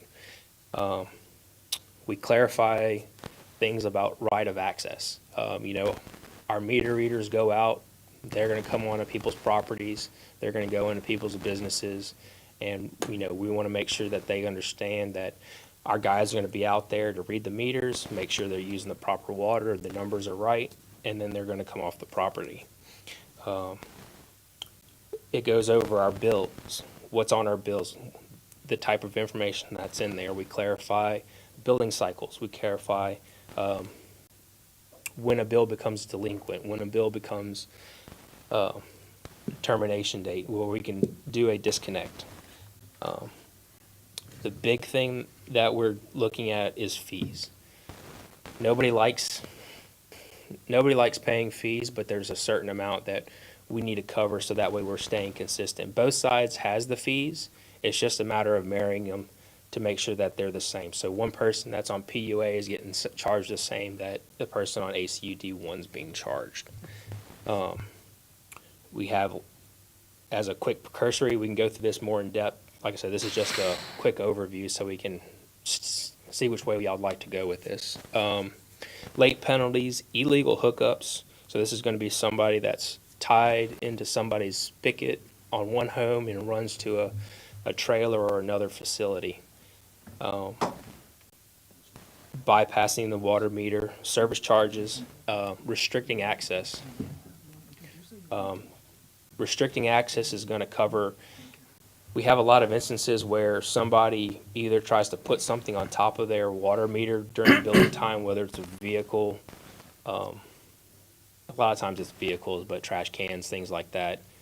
Trash cans we can move out the way, but vehicles, when they've been on there, the same spot for a couple months and we've noticed that, there's an issue there because there's something wrong with their water. We include payment options, our online option, our phone, mail, auto drafting. Unfortunately, we also go into denial of service, because that is a instance where somebody's going to be on a PUA side. They have an ACUD line running right in front of their house as well, and they think that if they don't pay their PUA bill, they can go over to ACUD 1's bill and be able to connect with them. We were trying to limit that, so that way if they want to connect to ACUD 1, then they have to settle up on their PUA water bill. So that way we don't have, we're keeping all the proper revenue coming into our department. We go into the restoration of services. So this is going to be, making sure you pay after you pay your bill. If there was a notice of a disconnect, then it kind of gives them some options. We tell them we're going to get out there as soon as possible. Most of the time it's going to be the same day you make your payment. And it just kind of gives them a firm standard as to what we expect. Appeals and disputes, we give them the option of what they can do. If somebody has a high water bill, they have the option of being able to contact us for an adjustment. If it's a really high bill, they can go through the ACUD 1 board and have it reduced as approved by them. And then the last part of it is going to cover like tapping services. This is going to be more your construction side, kind of a standard for us. So that way we don't limit cross connections, irrigation backflow preventers, inspections, all of our testing requirements, our fire, somebody that has to have a fire suppression system in their building. It kind of covers a general group of information. So that way we can have a way to enforce and have a standard for these. Who created this manual? Was it your creation? Did we outsource it? How did it come about? No, I created it. It was Ashley helped out a lot. She provided a lot of the information that we had got from the ACUD 1 and PUA. Also, a lot of this stuff is standard practices that we're already doing. So it just needed to be written so that way it was real easy. You have a question about it? Oh, here, if you can refer to this page in Yeah. the policy manual, it addresses these fees. It addresses, whatever that topic of conversation is. And the reason I asked was I always like utilizing the talents we have in our own departments as opposed to outsourcing, outsourcing these things. So thank you guys very much for putting this together. I know it's up strictly for a discussion at this point to kind of open up the idea with us. One, have you guys thought about holding public meetings out there on the West Bank so that we can educate the public on what we're doing, why this is important, and moving forward with this before we get it to the council, full council? We're certainly open to holding those if y'all would like. Definitely, certainly. I think that was something that we'd like to get done. Coach?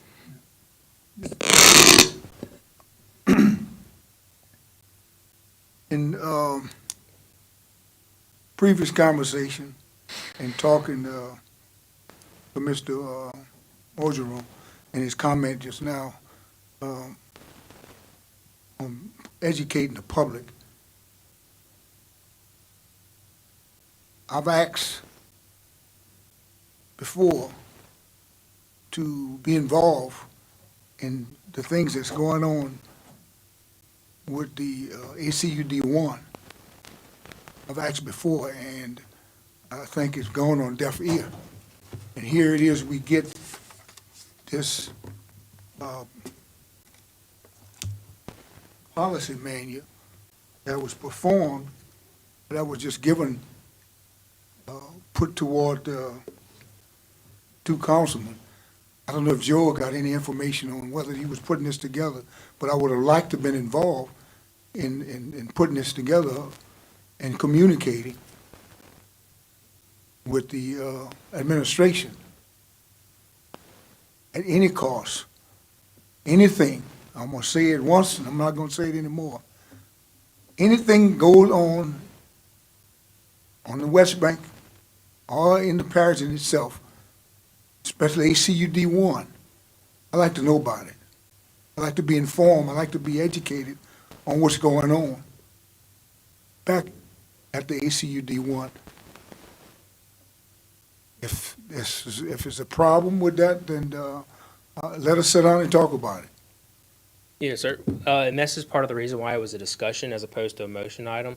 It was just kind of supposed to be kind of the start to the conversation. It wasn't supposed to be an end-all, be-all. It was just, and we'll be happy to include you as much as we can. We need to try and get, not just me, but the people in itself, as Mr. Orgeron just spoke about, getting the people involved and educating them on what's going on. And I'm glad to hear you're open to that, Gavin. Yes, sir. Really do appreciate it. Councilman Robert, you have your hand up. I was just wondering how necessary it really was to have a workshop to discuss a policy manual. Is that what you were saying, to do a workshop with these people? Your suggestion to have a workshop to educate the public? Yes, a presentation to the public to let them know what's Like- proceeding. Because, and I'll give you this for an example. Like after it's done or before?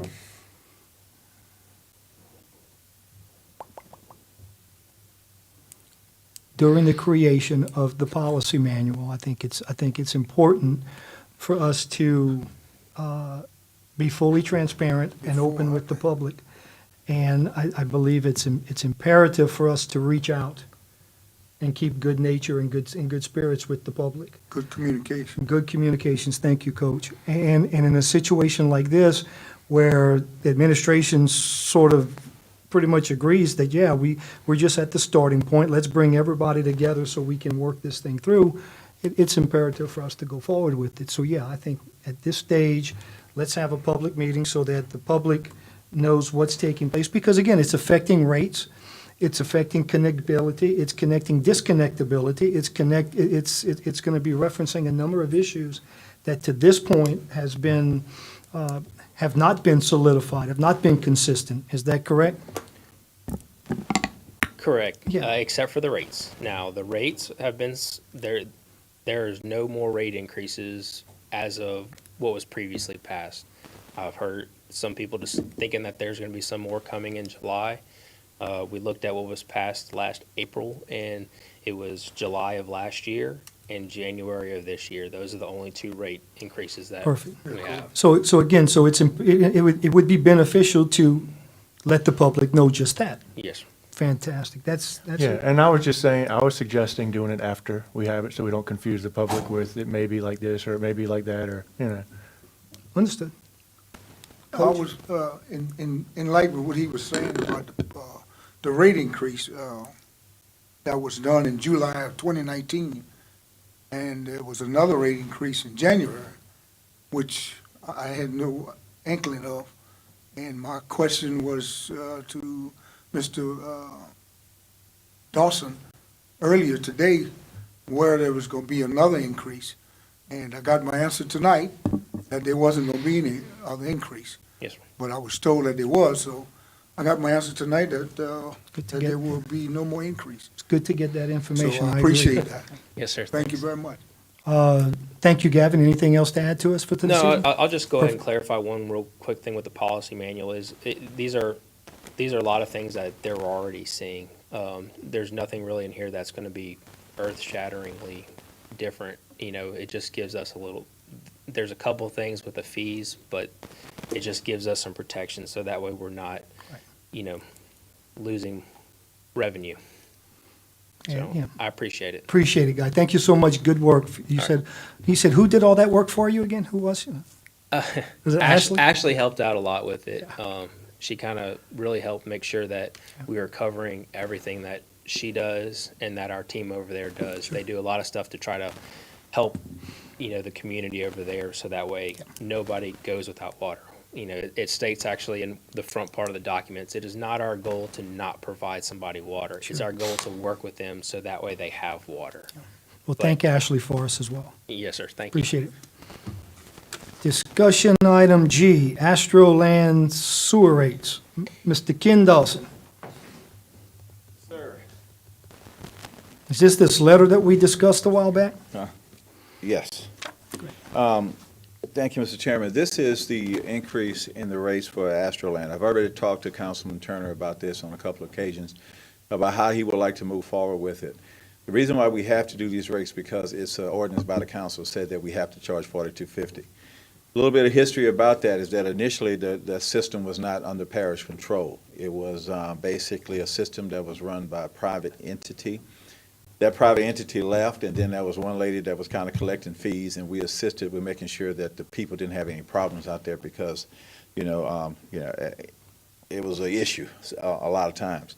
So since now the parish has now taken this system into the parish control, we have to charge the $42.50 rates. The other thing is that this system is also being connected by the CDBG to the major plant. So it's going to be a much better situation for the people at Astroland. There have been multiple times where they've had backups, multiple times where sewer was dumping onto their yards, and we had to respond. But now, since they're being connected to the big system, it should be a better situation. So we did ask that we move forward with it. And talking with Councilman Turner, I think initially is that they asked for this month that they would be still grandfathered in at the old rate, which we did. There was one issue that some people may have gotten an incorrect bill of $42.50, but that was quickly corrected because that was done incorrectly. So this month they are receiving the rate of $20, is it? $20, and then next month we're looking at billing them at the $42.50, which is required by ordinance. Okay. Has the increase letter gone out? Has it gone out yet? No, that's It what. has? Waiting for approval. Any questions? Yes. Councilman Lawler. I'm just beating a little bit of a dead horse here, but number one, compliance officer would have caught this years ago, because I think we've been doing this incorrectly for many years. Is that correct? Or Well, months? Not really, because the thing is that it was owned by another system. It wasn't ours. We just received a system under the parish control, when did it come? Last year sometime? Yeah, well, I mean, we've been doing this So- for a year. It should have been 4250 for a year. Maybe, I'm not sure, Just- that was on someone, on. Oh, I understand. I'm not sure when it happened. I'm not Yeah. blaming anybody. I'm just saying a compliance officer catches these kind of things. The other thing is, what is the actual cost per customer?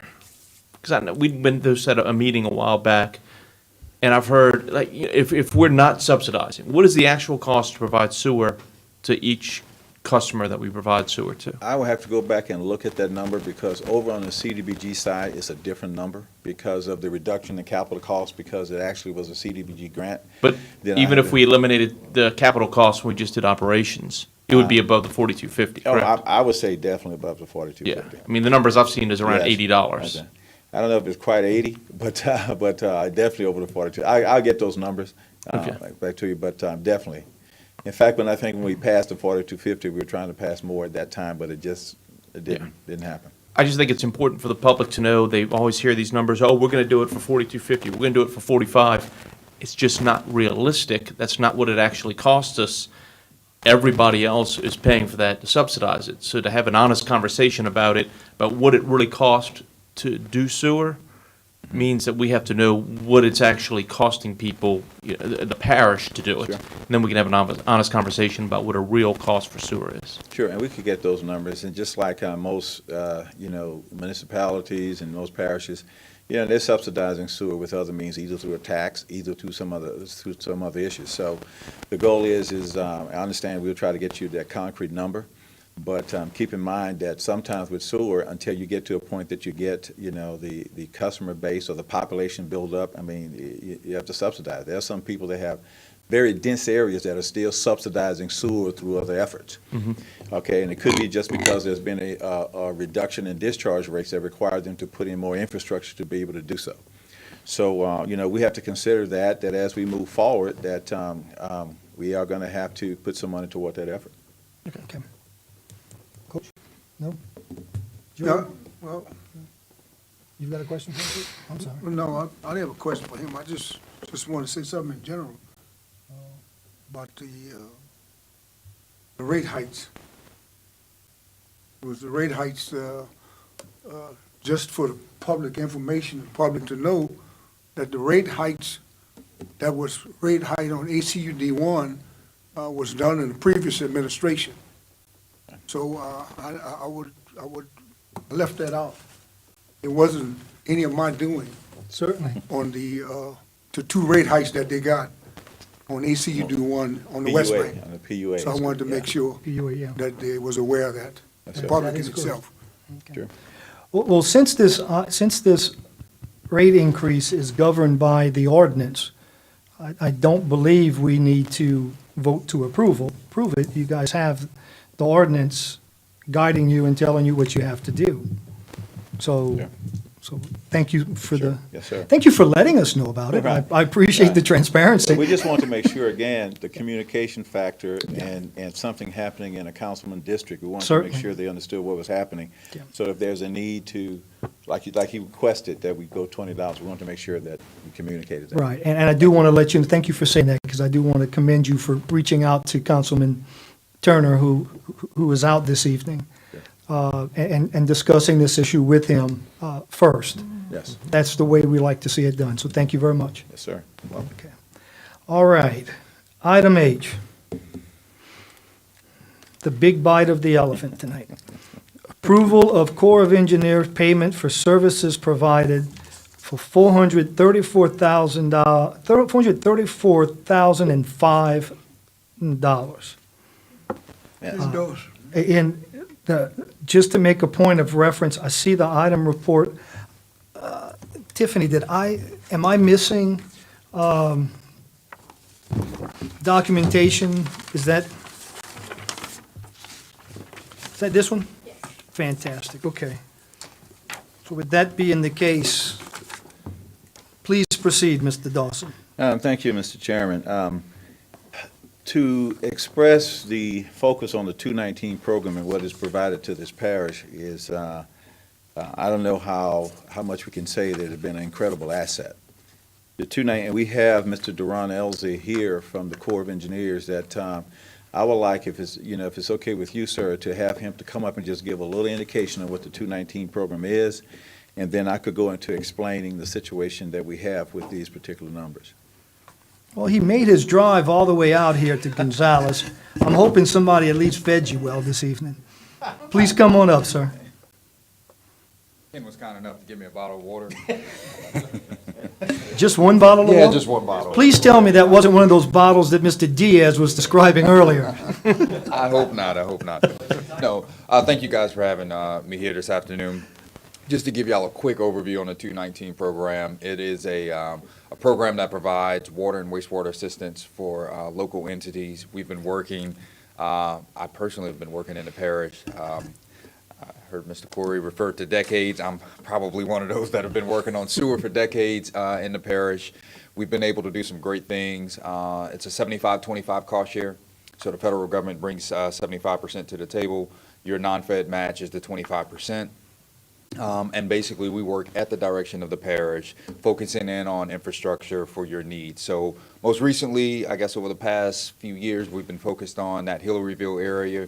We designed and constructed the effluent force main, the 8-inch force main. We've also done the design on the 20-inch force main. We're working on a comprehensive treatment plant. So the program has been very beneficial, and as we get money every year, we sit down with the administration and we kind of scope out what it is we're going to focus in on for that year.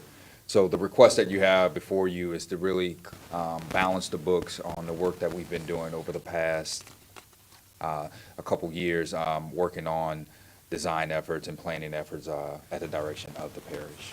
So if you guys have any questions, just feel free, to ask. Anybody have a question? Mr. Robert? Coach? Mr. Lawler? Nope. Again, sir, thank you for your attendance this evening. So thank Okay, you. Mr. Dawson, explain to us Sure. how we got ourselves into this fix. Well, that's kind of a good question, okay? But, I'm going to jump to the gun real quick. Yeah. My appreciation is that this 434,000 has been accumulated over years. It's not like we owe this because of work that's been done over the Exactly. last 6 months. yes, you're Okay. exactly right, sir. Okay. And I can tell you that all of the deliverables, which is what we look at, all the deliverables for that work, we have in our possession. I've talked with Mr. Elzey at great length and some of the people that work for him, and everything that was done has been delivered. Let me give an example of how sometimes you have this kind of an amount and then you may not have a project, okay? You have the design. Over on ACUD 1, over on the West Bank, initially before we actually acquired PUA, we were looking at connecting the Assumption side of the water system to our St. James side. The reason being, that was better quality water coming from that particular area, possibly at a little lower cost, so we wanted to do that. So what we did is that through this 219 program, the Corps of Engineers designed it. Now, after the design, we entered into a deal and we acquired PUA, so it wasn't necessary to move forward at the time. But it is important that we understand that incredible relationship. I think in any situation, 25 cents on the dollar is a deal I would move forward with at any particular time. They come to us, they talk about the possible projects, they say that they go after the funding, and one of the biggest successes that we had is what Mr. Elza just said, is that discharge system to the river, and we're looking at more opportunities to perform well. One thing that he said, that talking with Colonel Murphy, that's your new colonel, right? Colonel Murphy and a couple other people with the Corps, what we're saying is that Ascension Parish takes advantage of those dollars. And the way I like to work it is that there's always a design that we're looking at, so that the next time I can sit down, when there's more allocation, I can sit down with Mr. Ells and say, okay, we have a design, let's go ahead and build. We want to maintain that relationship. That was kind of upheaval about it, maybe a year and a half. But we want to continue that so that we can continue to get this funding. So what I ask tonight is that we approve payment of the money that we have in arrears. As I said, all deliverables are there to the Corps. I'll make a motion. Okay, we have a motion on the floor to approve the $434,000 payment. Do I have a Yes, I'll second? second that. We should pay our debts, especially to the federal government. For anybody that's listening right now. Any discussion? Okay, I have a few questions because as I agree with Mr. Lawler, we should pay our debts. Sometimes you pay debts to those who are asking. And I'm curious as to how did we get to this stage? 430, the 434,000, I understand all the deliverables have been presented to us. Yes. That's correct.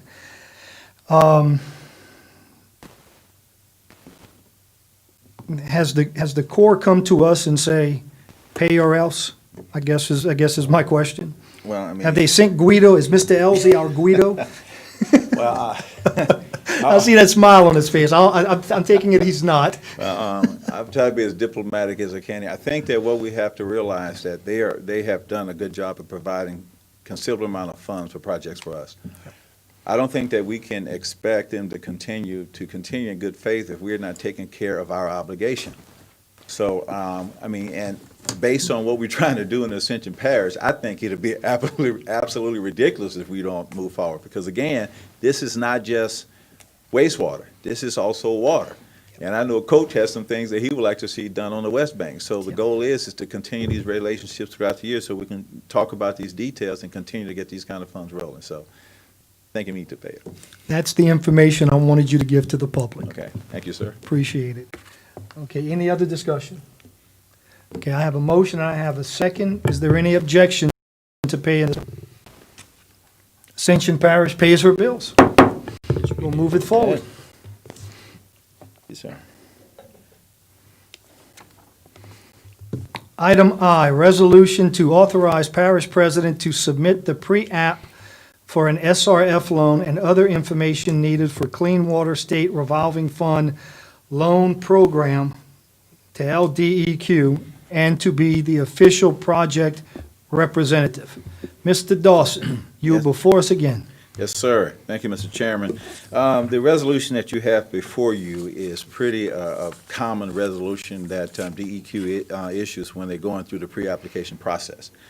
The pre-application process just allows the paperwork to be filed in a pre-application manner. It's not agreeing to any long terms, although not agreeing to a lot of the situations with a detailed project. That will be done when the full application is applied for.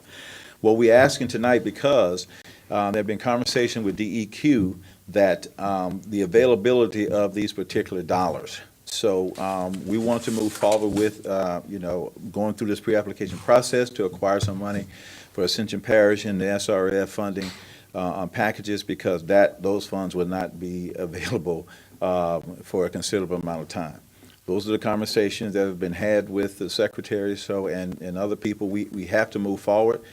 DEQ has been very, accommodating to Ascension Parish, going from a $60 million SRF that we had on the books for a long time.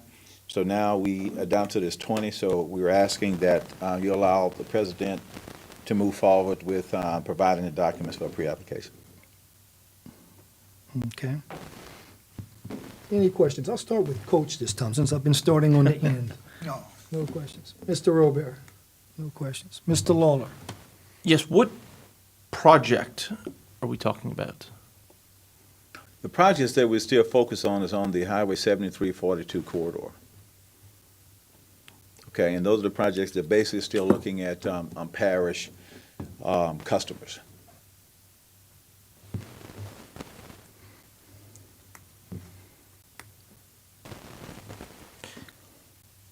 That's all the Anything else, questions Mr. I have. I'll leave it at that. I have a Sure. few. And I've been chewing on this, Section 3 of the resolution, since you and I met 2 weeks ago. Words matter. Sure. You know, the language of a resolution is very important that we get it right to ensure that there's no ambiguity. And I heard you, and I respect your answer to Mr. Lawler in that the purpose behind this move is to improve the sewer along the 4273 corridor. Yes. I have an issue with, for any project that may result from the submission of the pre-application, and I've got to be honest with you, the next administration could come right up in here and say, you know what? Any project means any project. And I'm going to use that to pump down the water in New River, or I'm going to use that to, to increase inspections, or subsidize businesses because I like eating raw oysters, whatever the case may be. So I have concerns with that ambiguity, and I like language to be specific, especially when we're dealing with the public trust. I would ask that, sit down with legal and see if there is a way for us to amend Section 3 in such a way that it still meets the criteria of the DEQ process, but doesn't lead us to any concerns about the ambiguity. Thank you. If I can elaborate a little bit, the pre-application is a very high level kind of look at what's being done. When you get into the application is when you start focusing on design, when you start focusing on exactly what you're going to do, when you have all the engineering. Those kind of things still have to be brought back to the utility committee and council for approval. We're on a very short timeline, okay? And I think that the situation with the project that's going to be done is that at this particular stage, there's not going to be something that said that this is the project. That's going to be worked out when you're going through the actual application, where you have to do a pre-engineering document and you have to do an environmental document. There's a lot of other things that have to come in place that's going to drive it down to exactly what it is. And that will be an opportunity to come back to the committee to talk about, which we have to do. Because even approving for the final dollars, it has to be approved by the council. It cannot happen unless it is. This just allows for us to fill out the addresses, who we are, this is the area that we think that we're looking at using the money. It doesn't get down into any real details at this point. And again, I appreciate that, but it's just that language in Section 3 causes me concern because of the ambiguity behind it. And Sure. That's my comment. I mean, I would love to sit down with you guys, legal, and kind of go through some sort of a process with that.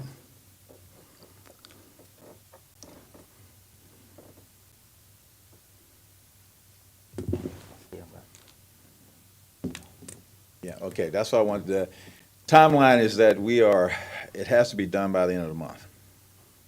So in this pre-application has to be in by the end of the month. Or, now, that was discussion with Okay. DEQ, so we have to move forward with it. We also had our legal review this, and he was fine with it, he said it was good. So that's why we brought it tonight, because we had him review it. I appreciate that.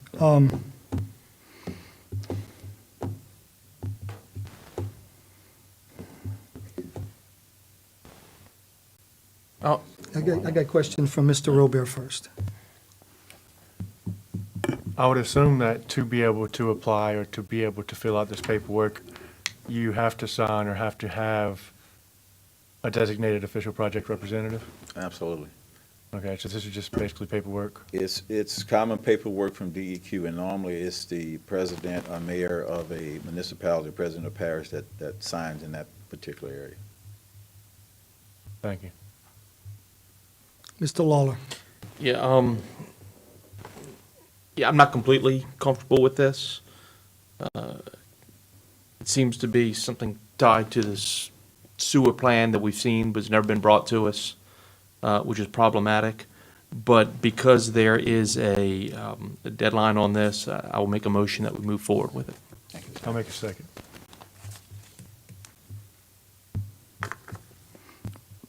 Further discussion?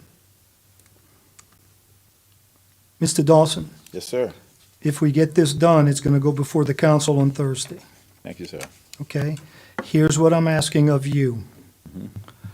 Let's get together, let's confirm the language in Section 3 so that everybody on the council Thursday feels comfortable moving it forward. Okay. Okay, I think it's imperative that we do this. So, Well, I make a make a substitute motion that it move forward, but it not go on the consent agenda. That way, if we have to have discussion, we can. Is that acceptable? Fantastic. Is everybody okay with that? Do I have a second on not going to, you got a second, Joe? Okay. We have a motion, a second. Any further discussion? Any objection? It passes. See for me. Finally, we get to the chair's agenda. I want to thank everybody for sticking around these 2 hours.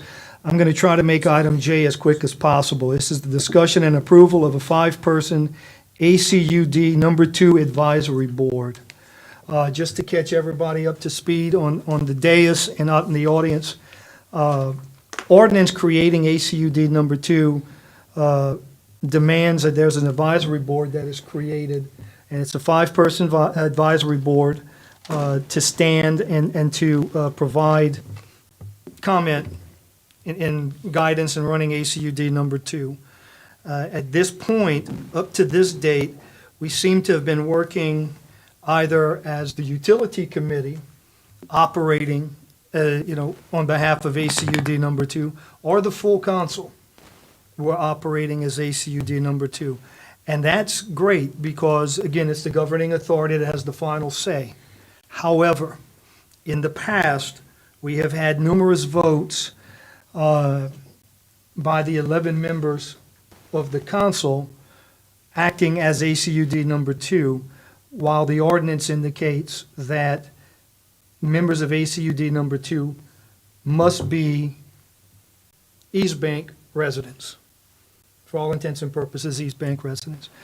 In essence, my good friend to my right and his predecessors out in District 1 have been participating as ACUD number 2 advisory board, when by ordinance they should not have been. What I am proposing this evening is that we create a 5-person ACUD number 2 advisory board, which would include the 4 members of the Utilities Committee that reside on the East Bank, as well as a designee from the council chair. Could be the council chair, she could designate someone else. That would create the 5 individuals on the advisory board. That way, we're compliant with, in compliance with the ordinance. We are acting in that manner. And, moving forward with that, I would entertain any discussion or a motion to have that recommendation moved forward to the full council for a full vote. Motion. Coach, give me a motion. I'll give it a second. So Lawler gave us a second. Any discussion on it? I just have one quick question. We don't have, on ACUD 1, it's only you two, correct? Okay, I'm just making sure. All right. I don't want to have one thing for one side and something different for the other. No. That's what I thought. Okay. Okay. Any other questions? Any objection? Good, motion passes. Item K, the chair presented this motion, and the chair is, to further reflection, realizes that this item needs a little more work before it gets presented. So we're pulling item K from the agenda. So without item K, we're at 8. Do I I'll have make a a motion? Second. And a second. Anybody object? Good. Go home. Thank you, everybody.